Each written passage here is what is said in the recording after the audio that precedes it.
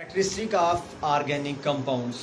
Organic compound की वो खसूसियात जो इनको मुनफरिद बनाती हैं इनऑर्गेनिक से, वो हम देखेंगे। सबसे पहले ऑर्गेनिक कंपाउंड की डेफिनेशन आएगी। Organic compounds are the compounds of carbon, hydrogen and their derivatives.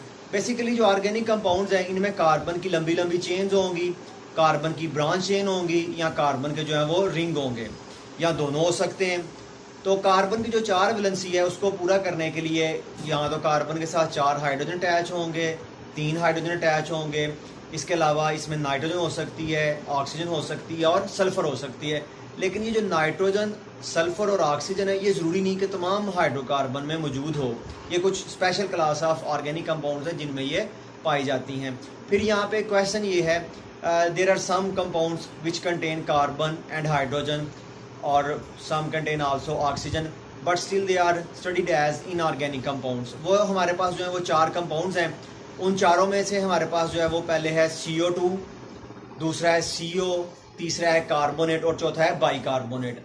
अब ये देखें ना, डेफिनेशन के मुताबिक compound of carbon are called organic compounds. तो इनमें CO2 में भी कार्बन है, ऑक्सीजन है, कार्बन मोनोक्साइड में भी है।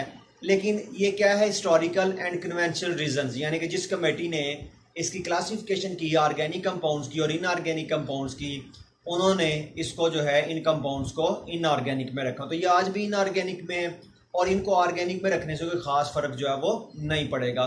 तो ये जो कंपाउंड्स हैं कार्बोनेट, बाइकार्बोनेट्स, ये क्या है, ये इनऑर्गेनिक है, ये ऑर्गेनिक कंपाउंड्स नहीं है।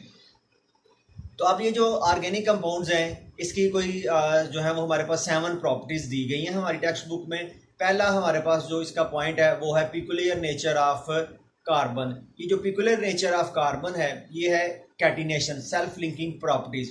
कि जो कार्बन है ये प्रेफर करती है दूसरे कार्बन के साथ बॉन्ड बनाने में। कार्बन कार्बन जो बॉन्ड है ये स्टेबल बॉन्ड होता है, और कार्बन अपने चारों बॉन्ड 4 डिफरेंट कार्बन से जो है वो बना सकती है।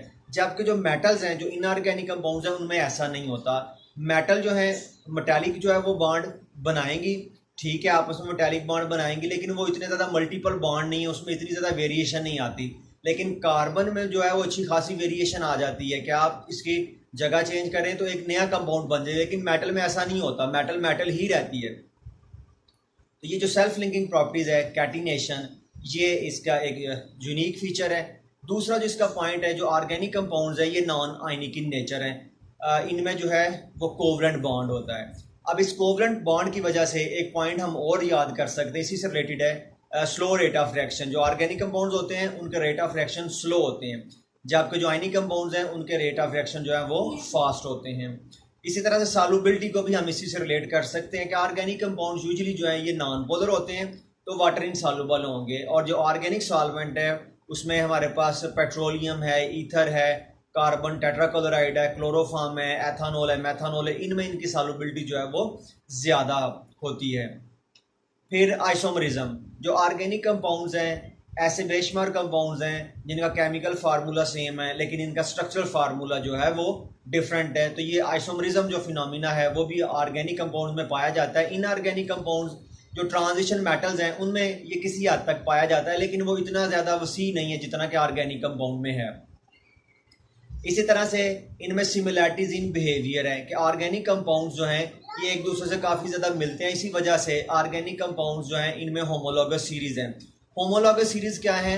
A series of organic compounds having same functional group but different physical properties. Each 2 successive member of a homologous series are differ in 14 AMU mass, और we can say that they are differ in CH2 part।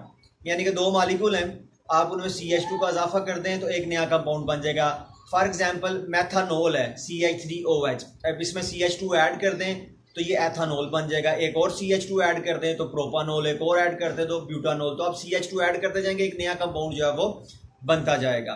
तो homologous series है, इनमें functional group same है तो chemical properties इनकी क्या होंगी, same होंगी, लेकिन फिजिकल प्रॉपर्टीज इनकी डिफरेंट है। कार्बन की चेन बढ़ती जाएगी तो अल्कोहल की सॉल्युबिलिटी जो है वो कम होती जाएगी, मेल्टिंग पॉइंट, बॉइलिंग पॉइंट जो है वो बढ़ता जाएगा, डेंसिटी इनकी बढ़ती जाएगी।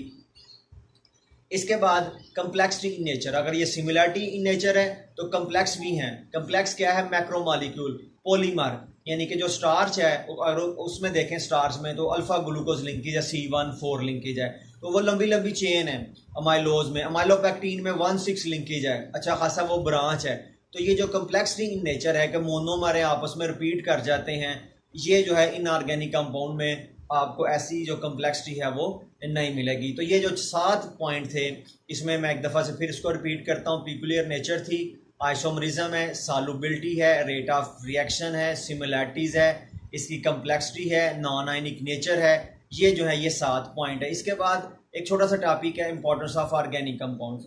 इंपॉर्टेंस ऑफ ऑर्गेनिक कंपाउंड्स ये है कि इंसानों ने देखा कि जो ऑर्गेनिक कंपाउंड्स हैं ये हमें प्लांट से मिलते हैं या एनिमल से मिलते हैं। तो वूलर ने जब ये बताया कि organic compound can be synthesize in laboratory under artificial condition, we can design in different ways, तो फिर क्या हुआ, फिर ये कोशिश की गई कि इन कंपाउंड्स को अब हम लैब में अपनी मर्जी से जो है वो बना सके। मसलन रबड़ ट्री से मिलती है, तो अब सिंथेटिक रबड़ जो है 1,3-ब्यूटाडाइन है, ये जो है ये खुद लैब में तैयार कर लेते हैं। इसी तरह से डिफरेंट मेडिसन पहले वो पौधों से लेनी पड़ती थी कि प्लांट लगाएंगे, बड़ा होगा, फिर उसका जो भी बीज है, सीड है, उसको हम मेडिसिन के तौर पे यूज़ करेंगे। लेकिन अब वो मेडिसिन का स्ट्रक्चर हम देखेंगे और उसको लैब में खुद अपनी मर्जी से सिंथेसाइज करवाएंगे। इसी तरह से जो प्लास्टिक है, पॉलीमर, ये नेचर में नहीं था, ये सिंथेटिक मटेरियल है। इंसान ने देखा कि नेचुरल जो पॉलीमर है, स्टार्च है, डीएनए है, आरएनए है, प्रोटीन है, पेप्टाइड्स हैं, इनसे प्लास्टिक को डिज़ाइन किया गया। तो प्लास्टिक जो है वो प्योरली मैन मेड है, इसलिए डिकम्पोज नहीं होता। और इसी तरह से प्रिजर्वेटिव हैं, इंसेक्टिसाइड्स हैं, पेस्टिसाइड्स हैं, वीड किलर हैं, ड्रग्स हैं, फार्मास्यूटिकल्स हैं, ये सारे के सारे क्या हैं, ये सारे के सारे ऑर्गेनिक कंपाउंड्स हैं जो कि पहले कभी हम नेचुरल वे से लेते थे, लेकिन अब इनको हम सिंथेसाइज करते हैं।